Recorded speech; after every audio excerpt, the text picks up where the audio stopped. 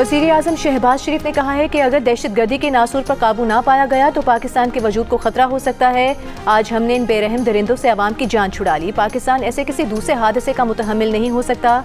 ऐसे वाक़यात रोकने के लिए सबको मिलकर हिस्सा डालना होगा। वज़ीर आज़म शहबाज शरीफ और army chief general Asim Munir का दौरा कोयटा। वज़ीर आला हाउस में आला सतह के सिक्योरिटी कॉन्फ्रेंस में शिरकत, सिक्योरिटी सूरत हाल पर ब्रीफिंग। वज़ीर आज़म और आर्मी चीफ ने कंबाइंड मिलिट्री अस्पताल में जाफर एक्सप्रेस हमले में जख्मी होने वालों की आयादत की। वज़ीर आज़म ने जाफर एक्सप्रेस पर हमले को नाकाबिले माफ़ी जुल्म करार दिया।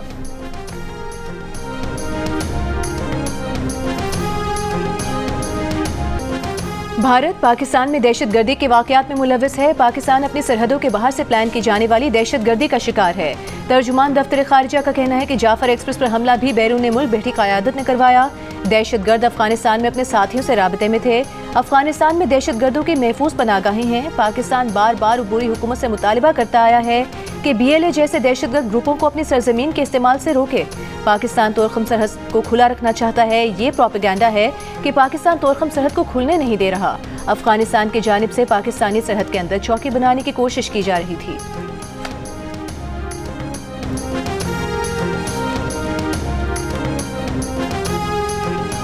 DGI SPR lieutenant general Ahmed Sharif का कहना है कि जाफर एक्सप्रेस के वाक़े ने गेम के रूल्स बदल दिए। ट्रेन को निशाना बनाने वाले तमाम 33 दहशतगर्दों को जहन्नुम वासिल कर दिया गया। जैसे ही वाक़या हुआ चंद मिनटों में भारतीय मीडिया पर गुमराहकुन रिपोर्टिंग शुरू हो गई। पुरानी तस्वीर, वीडियोज़ और AI वीडियोज़ नशर की गई। ये दहशतगर्दों और उनके आकाओं का गट्स जोर जाहिर करते हैं। ऐसे मौक़ों पर कुछ मखसूस सियासी अनासर मुल्क में भी बढ़ चढ़ कर सोशल मीडिया को एक्टिव कर लेते हैं, बजाय इसके कि वो रियासत और आवाम के शाना बशाना खड़े हों। दहशतगर्दी के लिए बेबुनियाद जवाब पैदा करते नजर आते हैं।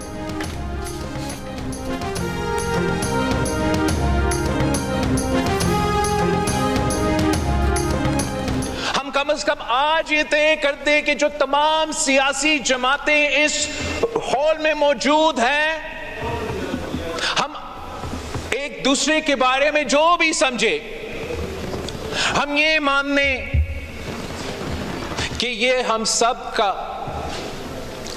दुश्मन वो दहशतगर्द है जो कल के वाकये में मुलव्विस थे और जो कोई दहशतगर्दी का वाकया में मुलव्विस होगा। बिलावल भुट्टो जरदारी का कौमी असम्बली में वज़ीर आज़म से नेशनल एक्शन प्लान 2 लाने का मुतालिबा। दहशतगर्दी के खिलाफ तमाम जमातों से मुत्तहिद होने की अपील। कहा आसान है APS पर सब ने सियासत को एक तरफ रखकर नेशनल एक्शन प्लान की तौसीक की। इस वक्त हम माजी से ज़्यादा खतरनाक दौर से गुजर रहे हैं। सियासी तकसीम का फ़ायदा मुल्क दुश्मन उठा रहे हैं। दहशतगर्दी के खिलाफ सब मुत्तहिद ना हुए तो बलूचिस्तान में जो आग लगी है वो पूरे मुल्क में फैल जाएगी। नवाज शरीफ ने पहला नेशनल एक्शन प्लान बनाया, कोई वजह नहीं कि शहबाज शरीफ नेशनल एक्शन प्लान 2 ना बना सकें। बिलावल भुट्टो जरदारी ने ऑपोजिशन को मुखातिब करते हुए मशवरा दिया कि ये हर बात पर कहते हैं कैदी नंबर 804 को रिहा करो। इनको मानना पड़ेगा कि कैदी नंबर 804 को रिहा करने के अलावा भी जिम्मेदारियां हैं।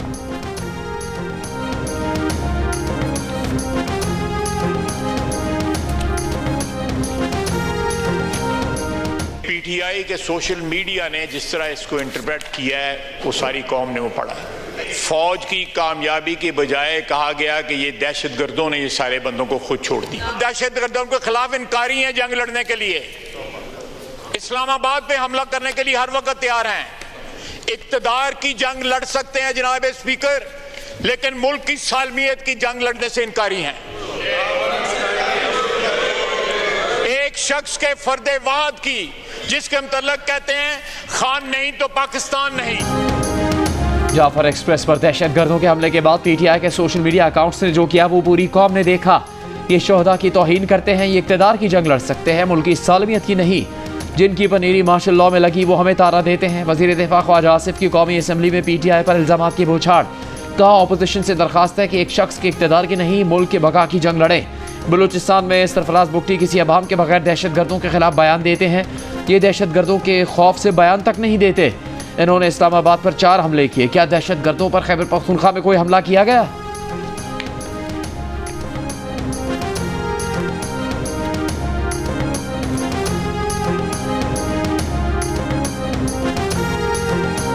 जो डिफेंस मिनिस्टर साहब है, हम तवक्को कर रहे थे कि वो कोई भी बात करेगा, लेकिन उनकी दिल दिमाग पे PTI सवार है।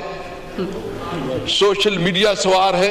आप सुना दे इस पे कितनी दफा उन्होंने बलूचिस्तान का जिक्र किया और इस पे अफसोस का इजहार किया है। उसको सब कुछ जो है ना वो पीटीआई के ऊपर जो वो इल्जाम तराशी करने पे तुला हुआ है। ये सब कुछ तुम्हारी नाअहली की वजह से हो रहा है। कोई भी इसके अंदर जो है ना एक कोई शर्म और हया होता, आज वो ये कहता कि मैं रिजाइन करता हूँ। हुकूमत की जिम्मेदारी थी कि वो आज बताते, आज वो एक रोड मैप देते, वो बताते कि हम इस सिचुएशन से कैसे निकलेंगे।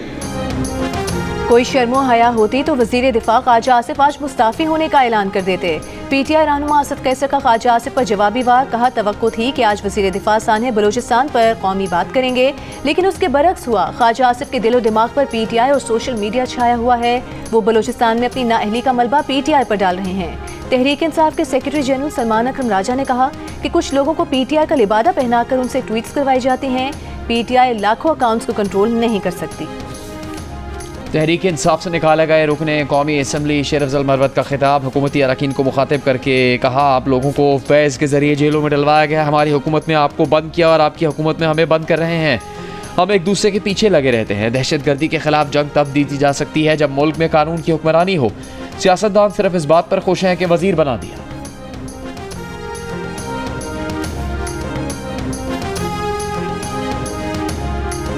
बलूचिस्तान की सूरत हाल पर हुकूमत और अपोजिशन रहनुमाओं का नेशनल डायलॉग की जरूरत पर जोर। जियो न्यूज़ के प्रोग्राम कैपिटल टॉक में वफाकी वज़ीर डॉक्टर तारिक फजल चौधरी का कहना था कि हम बलोच अवाम और उनके रहनुमाओं से बातचीत के लिए तैयार हैं, ताहम अस्करियत पसंदों का बलोच अवाम से कोई ताल्लुक नहीं। सुन्नी इत्तेहाद काउंसिल के सरबराह साहिबजादा हामिद रजा खान का कहना था कि बलूचिस्तान के मसाइल हल करने के लिए कौमी डायलॉग की अशद ज़रूरत है। जाफर एक्सप्रेस ट्रेन के ड्राइवर अमजद यासीन दहशतगर्दों के हमले में महफूज रहे। मीडिया से गुफ्तगू में कहा कि बम धमाका हुआ, उसके बाद ट्रेन पटरी से उतर गई। हमलावर आए और इंजन पर फायरिंग शुरू कर दी। जान बचाने के लिए नीचे बैठ गए थे। 27 या 28 घंटे तक इंजन में ही बैठे रहे। पाक फौज ने बर वक्त ऑपरेशन करके पाया तकमील तक पहुँचाया।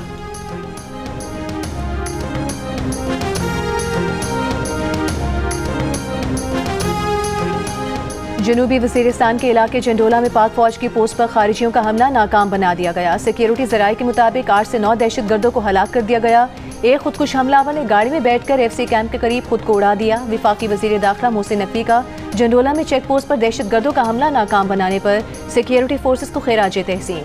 कहा, कौम को सिक्योरिटी फोर्सेस की पेशा वाराना सलाहियतों पर नाज है।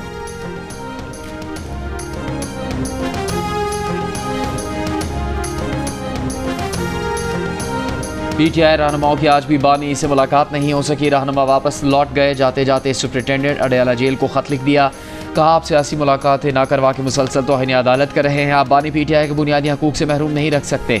आपके खिलाफ तौहीन अदालत की कई दरखास्तें दायर की जा चुकी। उमर अयूब ने कहा, हम 1 साल से कह रहे हैं बलूचिस्तान में हालात ठीक नहीं। शिबली फराज ने कहा, हमारी पूरी पार्टी ने जाफर एक्सप्रेस वाक़े की मजम्मत की है। हुकूमत नाकामी छुपाने के लिए पीटीआई के सोशल मीडिया को जिम्मेदार करार दे रही है।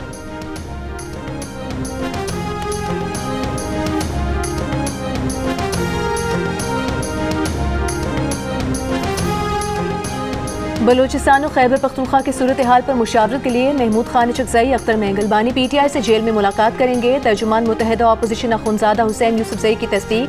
चेयरमैन पीटीआई बैरिस्टर गौहर का इजहार इल्मी, कहा उन्हें इससे मुतालिक कोई इल्म नहीं।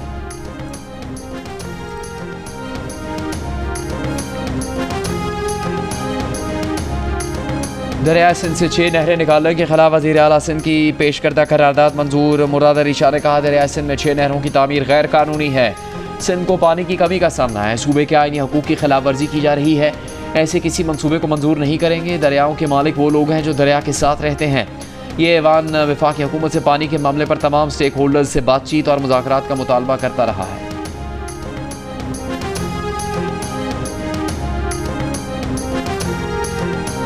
MQM पाकिस्तान के चेयरमैन डॉक्टर खालिद मकबूल ने कहा है कि पीटीआई दौरे हुकूमत में दहशतगर्दों को KP में बसाया गया। हम सबको मिलकर अफवाज पाकिस्तान के साथ खड़ा होना है। वज़ीर आज़म इस मामले पर कौम को एतमाद में लें। MQM जल्द APC बुलाएगी।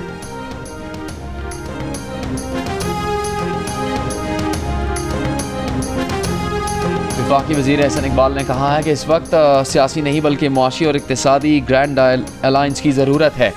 चैलेंजों का तकाजा है कि हम मिलकर दहशतगर्दी को शिकस्त दें। जाफर एक्सप्रेस के वाक़े के बाद हमें आंखें खोल लेनी चाहिए। मुल्क में इंतशार और आपस में लड़ाइयों से परहेज करें। हम हमेशा बातचीत के लिए तैयार हैं।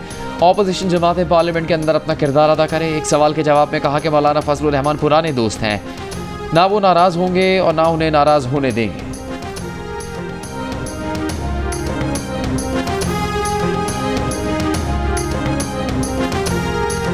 पश्तूनख्वा मिली अवामी पार्टी के सरबराह महमूद खान अचकज़ई ने कहा है कि पार्लियामेंट सिर्फ डिबेटिंग सोसाइटी बन चुकी है। पार्लियामेंट को ताकत का सरचश्मा नहीं बनाएंगे तो पाकिस्तान को भूल जाएं। कौमी असम्बली में खिताब करते हुए कहा कि आज भी बलोचों को उनके वसाइल वापस कर दें, दहशतगर्दी खत्म हो जाएगी। सोवियत फौज अफगानिस्तान में आई तो पाकिस्तान ने अमरीकी लड़ाई लड़नी शुरू कर दी। हम अमरीकी मफाद के लिए फ्रंट लाइन मुल्क बने, ये बात माननी पड़ेगी कि ये जुर्म हमारा अपना है।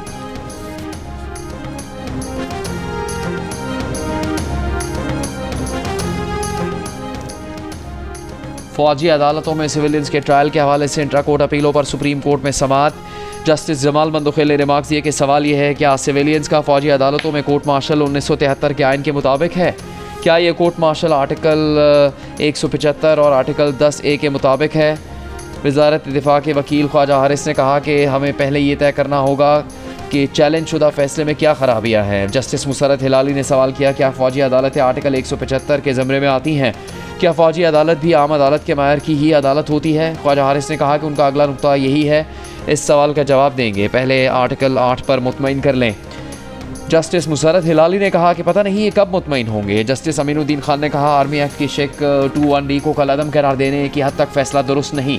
वजारत दिफा के वकील ख्वाजा हारिस की इस दलील से इत्तफाक करते हैं। फौजी अदालतों में सिविलियंस के ट्रायल से मुताल्लिक़ केस की समाअत 7 अप्रैल तक मुलतवी।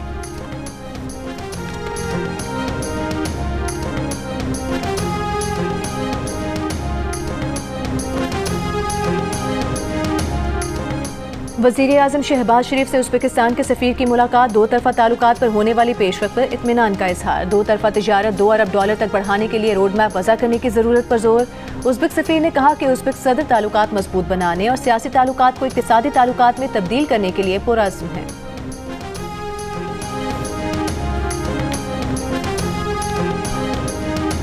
सोशल मीडिया पोस्ट पर तहरीक इंसाफ रहनुमाओं की JIT में पेशी। उमर अयूब ने JIT के सरबराह IG इस्लामाबाद से कहा कि हमने आपको FIR में नामजद किया हुआ है, आप ही JIT का हिस्सा बन गए, ये कैसे हो सकता है? JIT को तहरीरी जवाब में IG इस्लामाबाद से कहा कि आप मेरे खिलाफ जानिबदार हैं और मुझ पर बेशुमार FIRs दर्ज करवाएं। आप रियासत के मामलात में मदाखलत कर रहे हैं। आपने नोटिस में कशीदा हालात पर बात की लेकिन कोई सबूत नहीं दिया।